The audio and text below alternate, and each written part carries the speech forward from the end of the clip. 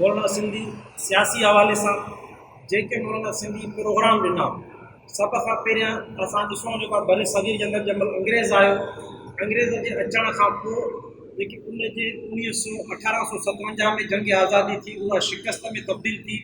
असांजे उलमा दारुल देवबंद हिकु नंढो जेको इदारो क़ाइमु कयो मौलाना मोहम्मद कासिम नानोतवी। पहिरीं तक़रीर जे अंदरि मौलाना मोहम्मद कासिम नानोतवी रहमतुल्लाह अलैह जन फरमायो त दारुल देवबंद जो मक़सदु सिर्फ़ु जेको आहे 50 साल ताईं माण्हुनि खे पैदा करणो आहे। उन 50 साल खां पोइ जेको माण्हुनि जो वॾो तादाद आलमनि जो वॾो तादाद असां वटि मौजूदु हूंदो। असां 1857 जेके जंग आज़ादी में शिकस्त हासिलु कई आहे उनजो जेको पूराव कंदासीं। असां अंग्रेज़ खे हिन दुनिया असां भरे सघे खां भॼाईंदासीं। असां पंहिंजी ज़मीन ते पंहिंजी हुकुमरानी क़ाइमु कंदासीं। इहा मौलाना मोहम्मद कासिम नानोतवी रहमतुल्लाह अलैह जी पहिरीं तक़रीर हुई दारुल देवबंद जी इफ्तिताह वक़्तु।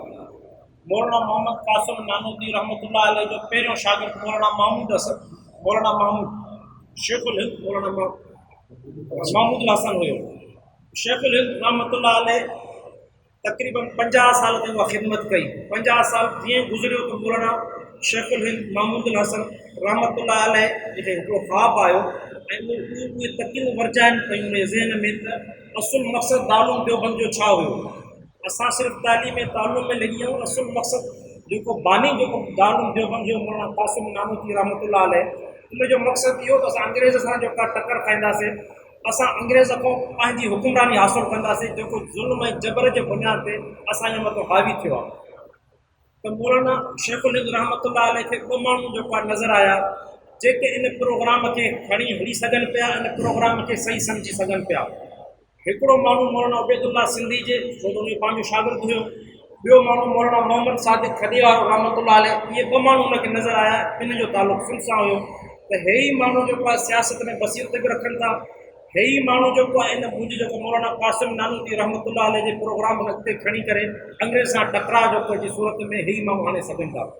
जॾहिं मौलाना शेखुल हिंद रहमतुल्लाह अलैह हिकु इजलास घुरायो ऐं मौलाना सिंधी ऐं मौलाना मोहम्मद सादिक खॾे वारनि खे घुरायूं त मौलाना सिंधी रहमतुल्लाह अलैह जन उनखे मशवरो ॾिनो त असां जेके दारुल देवबंद जा जेके शागिर्द आहिनि उहे मुख़्तलिफ़ जायुनि ते एतिरे तादाद में आहिनि, 100,000 जे तादाद में आहिनि।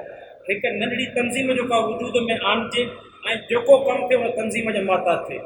त मौलाना शेखुल हिंद रहमतुल्लाह अलैह खे मौलाना सिंधी जो मशवरो पसंदि आयो ऐं पहिरीं तंज़ीम जेको आहे त जमियतुल अंसार वजूद में आई जंहिंजो मौलाना सिंधी रहमतुल्लाह अलैह जनरल सेक्रेटरी मुंतख़ब थियो।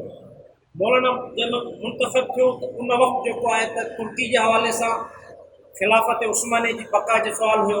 मौलाना वॾो सुठो किरदारु अदा कयो ऐं केतिरा ई कारनामा अंजाम ॾेई।